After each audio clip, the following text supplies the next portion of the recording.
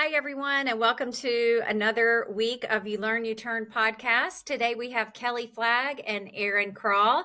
I love that Erin's joining us again. And Kelly is a woman in construction. I don't know why we introduce him that way, but that's what she is. But I'm not going to read her bio. I'm going to let her introduce herself and tell us what she does. Yeah, thank you so much for having me today. So, a little bit about me. I am currently the executive director of the Associated General Contractors of Maine. So, we represent all different types of construction and construction related organizations throughout the state. So, I guess technically, I'm not in construction. I always have to say that, like, I'm not a construction worker necessarily on the front lines, but I definitely have spent a good part of my career in the industry. So my background real quick, I fell into construction in a family business early on in my career, spent 10 years as part of the ownership team of a small family excavation and landscaping business, and then moved on to work for a much larger organization that did heavy industrial construction for another 5 or 6 years in a human resources and executive capacity. So I have been in and around construction in some capacity for a good part of my career. Wow, it sounds, yeah. I mean, you've done it pretty much your whole career. So I know why you got into it. What do you stay? Why do I stay? Oh, well, Yes. it's funny. So the reason I stayed originally the first 10 years is that my ex-husband now and I owned the company, so leaving wasn't really an option without blowing up my whole life. But that's a whole different thing. Why I stay now actually has a lot to do with my transition into the commercial construction world. When I moved from that sort of, we owned a company that had around 20 to 25 employees when I left. So we had grown it from nothing, had that sort of, I called it the sweet spot where we had enough employees to get things done, but not enough revenue to really have the strong resources of a larger company. And when I made the transition to working in a larger organization, my eyes were really open to the amount of resources that were available to companies that were larger. And it really made me realize how little resources you have as a smaller organization when you're owner operated and you're in the field and you're really part of the team. When you're that sort of 15, 20, 25 people, you're in the trenches together in a very, very different way than when you're part of a larger company. And I remember the first day I went on a real large construction project and just thinking to myself, this is so cool. And I'm known for saying that, like, construction is cool. And I love the sounds, the sights, the activity, the idea of all of these things being put together in a place where most people don't ever see it, right? Like we might drive by a building being constructed, and we see the fence around it, or we see a crane, but you don't see the bits and pieces and the day to day, like, things being put together. And I kind of fell in love with that, and it surprised me, to be honest. I took the job because it was a great job and it was a good fit for my experience, but then I kind of fell in love with the environment, and I just love being on a job site. That's awesome. Um, so mental health is a big buzzword these days, and everyone says their company's taking care of their employees. How do you see mental health in the construction world, and how do you feel like your employees and in general construction workers are dealing with things like depression, suicide, um, on the job as well as off the job? Have you seen more of a rise in people talking about it, people taking care of themselves, or maybe just the opposite? It's getting worse and worse in the Yeah, city. I think that's a really interesting thing to talk about. So, you know, my when I talk about my time in that sort of more industrial commercial construction, to put a time frame around it or a frame of reference, that was 2011 through 2016 or 2017. And so what I will say is we've come a very long way since Mhm. then. During my time, back then I did experience employee suicide. Our organization did experience that. We did experience, I think construction companies still experience a lot of challenges with substance abuse and mental health. And but what I see now is I see companies really taking a step forward to help support their employees in a way that was different. Mm. I think back then, these things happened and we knew they happened, but I think there was a bit of a nobody really knew what to do or how to handle it. And I think that's still a reality. I think we still have a lot of growing room, Yeah. but I think it's more common for us to talk about it now. Instead of, oh, how do we drug test everybody to keep drugs off a job site? Now we're talking about how do we get to know our people and support them before they're in a place of crisis. And so I think the conversations have shifted, and I think that's a really, really positive thing. I definitely see it across the state here in Maine, and we have Aaron here. We're working with Aaron and their team, and I think that that's a big step in the right direction. Have you seen, I did too. I'm thrilled to hear that, but have you seen anyone like in particular coming into work and having a hard time, or you think they're struggling and actually raising their hand and saying, I need help? And if so, what happened after that? How did they get help? How did you see that Yeah. process go? So, I mean, I will caveat this by saying that my role here, we're a nonprofit member-driven organization. So my team personally is very small, but Yeah. I will say, even within my own team, we have seen that by making services and making the conversation available. I think it really does tell people that it's okay to ask for help. Where they might not if there wasn't something available. And so I'm going to rewind a little bit and talk about how we introduced U-Turn and the services or mental health support and coaching, which is, we provided that and started talking about it without anyone asking for it. And Mm. I think by doing that and saying, listen, we know this is a hard time. We know we had a tragedy here in Maine. So that makes things a little bit more elevated. And people are talking about mental health more. And it's certainly not capitalizing on a tragedy, but it is using a door that was open, right? A door was open where people were talking about their challenges and their struggles and their mental health. And it was a great time for us to say, there are resources, here they are. And even if your challenges are unrelated to the things that are going on currently, there are ways we can support you. And the second we opened that door, the number of people that reached out and asked for help walking through it was really surprising to me. Oh, that's And I wasn't sure, right? I was like, we're going to offer this service, and, we're going to I actually had Aaron come up and talk to our members at an event. And I thought, even that to me, I'm like, I'm a little bit out in left field. I'm not sure how this is going to be received. And honestly, I think it was the best thing we possibly could have done for our industry and for our team members here in the state of Maine. That's fantastic. That is wonderful. It sounds to me like you're going upstream, you're doing prevention rather than just waiting for, for crisis to happen. And that it's not too late, but it kind of is too late, especially if it happens to someone in a suicide environment. I mean, a suicide issue, but I really, really think I commend you on having the foresight to do something preventative. Aaron, do you want to speak to anything there since you're the one who has been up there speaking to this group?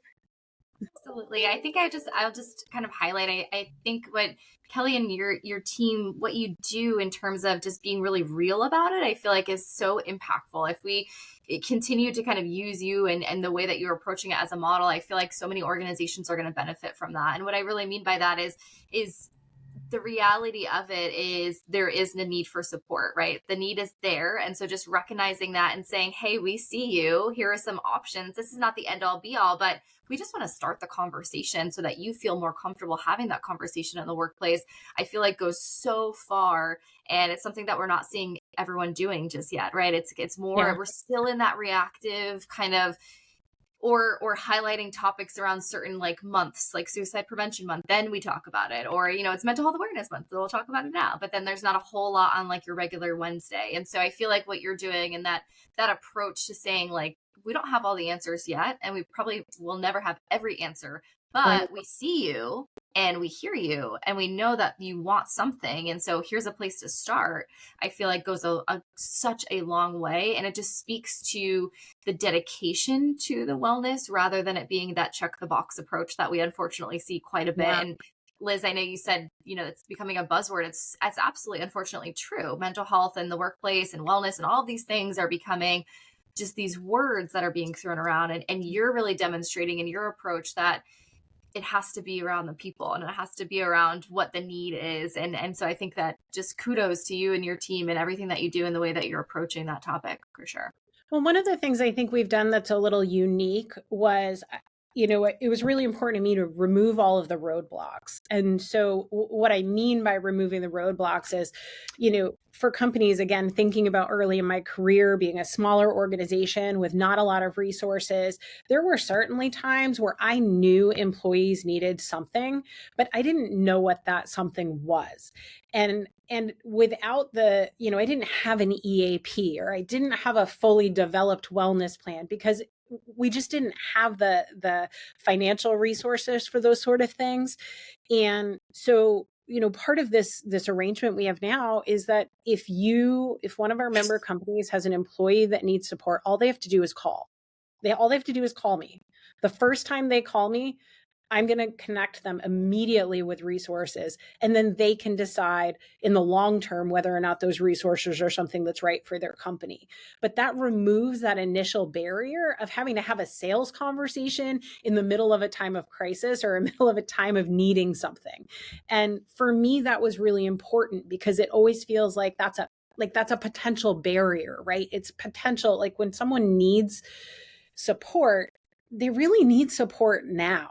Not 3 weeks from now or a month from now when we get our contract figured out. Like they need support kind of when the moment arises. And so it just seemed important to me to have that in place, and to have that in place before the need. And one thing that we're seeing is, and people are saying, it needs to come from the top down. Yeah. And that's exactly what you're showing. You're showing that you care enough as a leader, and then have it trickle down to everyone else. And that is something that would reduce the stigma about stigma in the construction industry. And I'm not someone who has studied this, but I even know that what I've thought about construction workers my entire life and the whole industry is that they're the toughest, the bravest. If they get hurt, they just go back to work, and they can have, a hammer fall on their head, and they're tough as nails. And the same with first responders. And it really is such a lie, because they're human beings and they do have feelings. And if they get hurt, they have to take medicine. Sometimes they get addicted. Like, what, besides us talking about it, is there anything that you feel like we could do as a whole to remove the stigma from these industries where you're supposed to be tough as nails all the time? Again, I think you're doing it already, but Yeah, I think it's going to take time for that to change. But I also think, I think back to an experience I had. I want to say it was probably 2014, 2015, where we had an employee who just didn't show up one day. And we learned a couple days later that they had overdosed. And I traveled out to spend some time with the team that they worked with. And, one of the things when I think about construction, I think there are some challenges when it comes to mental health that are very, very real. And we have to be willing to acknowledge them. I think a lot of times we want to pretend they don't exist. But the truth is, and this job site is a really good example of what happens in construction, specifically at the craft level. We had a small team of maybe 10 people, and they were working really in a really, really remote area.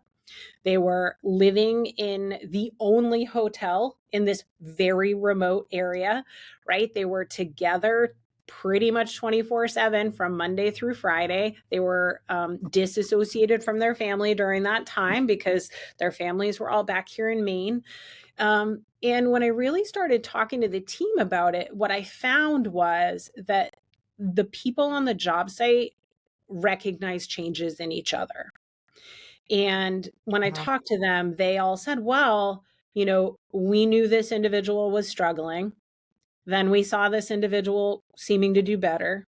Then we saw this individual struggle again. Then we saw them seem to do better.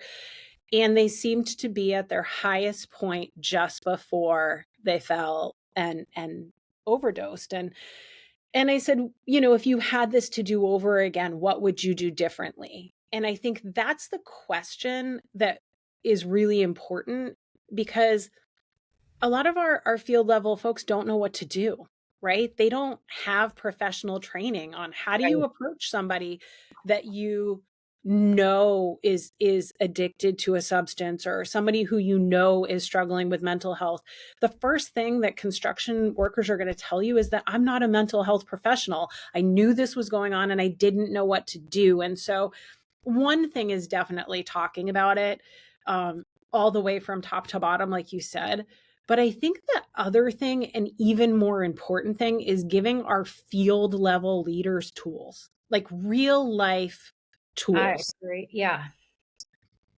That is perfect, because then they become the experts. And that's exactly what we do here at U-Turn Health, peer support, because they're the ones that see what's going on every day. You can't have your eye Right. on everybody all the time. So I think that's wonderful. You are doing everything right. I just have to say, like, if we could have you across the United States in leadership position over construction, I think the tide would turn really fast. So thank you for all you're doing. And if you don't mind, we're going to switch a little bit gears to a little bit more about women in construction, just because people say, that's so strange and different. There's a woman in construction. And we really want to blow that stigma out, that it's not just for men. And what advice, because I think really, at least from what I'm seeing on social media with Dirt World and other people talking about construction so much, and what would you say to a woman who is looking at construction and really thinking about that as a career? Do you have any advice that you would give? Well, I think when we talk about women in construction, which you are all going to think is weird, it's actually one of my least favorite topics, because I think, we're women, we're men, we happen to choose construction. And I don't want to say it's not important, but I also Right, feel like sometimes just our existence is enough. Like, it doesn't right. need to be a movement. But I am gonna dig into this for a minute, because there are some things when we talk about wellness and we talk about mental and emotional stress. There are some things that are different if you are a woman choosing construction. So when we talk about the work itself, I have no question that everybody is equally capable. But when we start to talk about choices and family life and priorities, if I were kind of earlier on in my career and talking to my younger self, I think one of the things that I would encourage women considering construction to think about is what their priorities really are and what supports they have in place for that choice. So, think about what I just said about the small crew that was away from home for 5 days at a time. A woman may choose to do that, but they may also not choose to do that. And so making sure that you're choosing both a role and an organization that supports your whole self and your lifestyle priorities is really important. And that's coming from me, who actually took a break from construction from the time my son was 7 until he was in junior high. So I took a hiatus. I didn't leave construction altogether, but I did take a break from the industry for a period of time when my priorities didn't align with the requirements of what I wanted to do. And so, when we start to talk about how do we get more women in construction, we have to talk about those things, and we have to talk about how that affects women. I agree. That's a great point. And I too believe that, yes, we're all just men and women, and we all work the same and are capable of doing the same things. But I think you made a great point about priorities and just it's a lifestyle too. I mean, Sure. it's definitely not for everybody. Aaron, do you have any last minute comments or any other questions that you'd like to ask Kelly?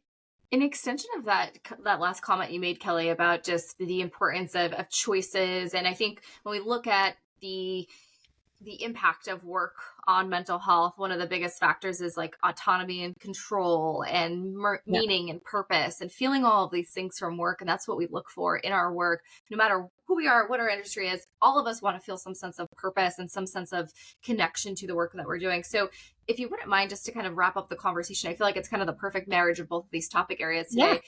How do you see the kind of next steps for the industry to be able to engage and recruit and retain our younger workforce? I'm a college professor, so I'm always thinking about this generation coming out into the workforce. How do you, from a wellness perspective and a taking care of your employees perspective, foresee where the industry might be able to succeed moving forward and engaging women, men, whatever age, whatever generation, to come into the construction industry? And correct me if I'm wrong, but I feel like that is a little bit of a struggle point right now, is how do we get people into that industry? So if you wouldn't mind, I think our listeners would love to hear that too.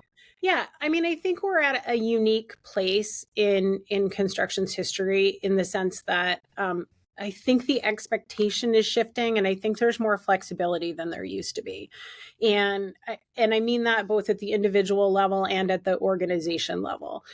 As we look at the next generation of workforce, the same can be said for the next generation of families, right? Families look differently now. If we look at 40 years ago or 50 years ago, the reason we had men in construction was we had the women at home. And now family life is changing and those roles are being shared more often.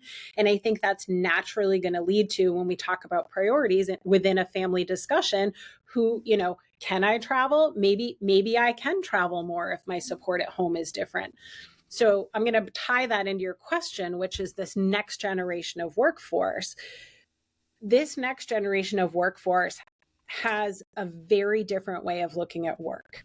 And the idea of work-life balance and waiting until retirement to receive the other side of that work-life balance is different today than it used to be. If you think about our grandparents, they were willing to work until they were, exactly 63 and a half years old to then go play golf, right? Today's workforce is not the same. That mental health, work-life balance needs to be part of their lifestyle for the generation as a whole to be happy. And I'm making a very vast generalization. Obviously, individuals are individuals, but what we are seeing is needing to be more flexible. What can we do? Can we look at 4-day work weeks? Can we look at more time off versus higher pay? Can we look at, what are the ways that we can engage this workforce and that we can give them something to be proud of and passionate about, while still allowing them the flexibility to be healthy and be a whole person, right? And not have their job be their whole life. Because at the end of the day, this is a marathon. If I'm looking at hiring individuals who are just now graduating from high school or college, I want them to be happy, healthy, productive members of an organization for their entire career. I don't want them to have this rising star moment and then burn out 3 or 4 years later. And that is what we have to start to think about in construction, is how do we do that? And how do we still get the work done, right? Because one of the things that's never going to change about construction is that you have to be at a place at a time, right? Well, I'm not going to say you can't build things remotely, because who knows with AI and all the things that are happening eventually, but you have to have your hands on the project. Mm-hmm. And so you have to be physically present in construction. And that's different than some industries. Sure. So really thinking about where can we be flexible with people and how can we give people more of what they need from a mental health perspective and a balance perspective. I think just even thinking those things through is a phenomenal step forward because we're not seeing that across industries. And so I feel like what a great kind of first step to just acknowledge those different factors. And I love your comment about that we have to look at things differently generation to generation. Even the family structure and the norms and the values are totally different. So just kudos. I think you're doing absolutely amazing work, and it's going to become kind of the model for other, not only organizations, but industries across the board for sure. Well, we're really excited to be doing this work. And I just think it's important work to be done, right? There are lots of things to be built in the future, and our industry deserves a happy, healthy, well-balanced workforce. What a great place to stop. Thank you, Kelly. This has been wonderful. Keep doing the good work you're doing with your business and with Erin and U-Turn Health. And we just appreciate you giving your time. I know it's very limited and you're a busy woman. So thank you so much. Bye, everyone.